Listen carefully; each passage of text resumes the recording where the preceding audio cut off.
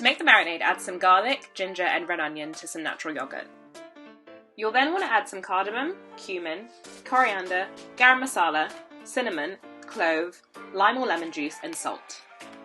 Some of what you're seeing is slightly different than my recipe, but that's because this was filmed before I made some tweaks.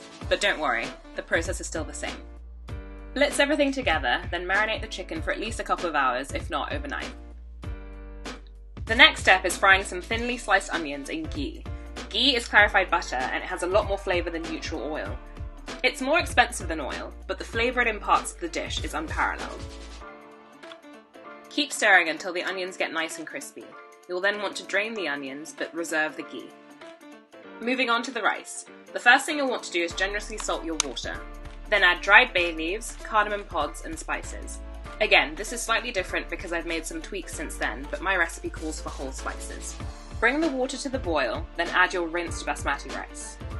Rice is definitely the star of the show here, so splurge on some high quality aged basmati rice if you can. Once the water comes back to a boil, cook the rice for about 2 to 3 minutes and then drain. We're only partially cooking it. Finally, you'll want to add the marinated chicken to the bottom of the Dutch oven that we used to fry the onions in, and stir it around and bring it to a simmer. Then you'll want to turn the heat off and spread the chicken into an even layer. Top the chicken with half of the fried onions. Next comes the drained parboiled rice. You want to layer it over the onions, spreading it into an even layer very gently. You definitely don't want to press down onto the chicken. This recipe uses the dum method of cooking, which means that the steam will cook the rice. So you want to make sure that you have a tight-fitting lid that will trap all the steam. Cover the rice with the remaining fried onions. You then want to drizzle the reserved ghee over the entire dish, as well as some saffron water, which will bring flavour and colour. In this video I use a little bit too much saffron, but the recipe has the correct amount.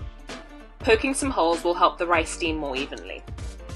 You then want to cover it and bake it in the oven for around 40 minutes. And there we have it, a delicious chicken biryani. Fluff the rice up with a fork, top with the chicken and serve. I hope you enjoy it, and if you do make it, please do tag me so I can see what you've made.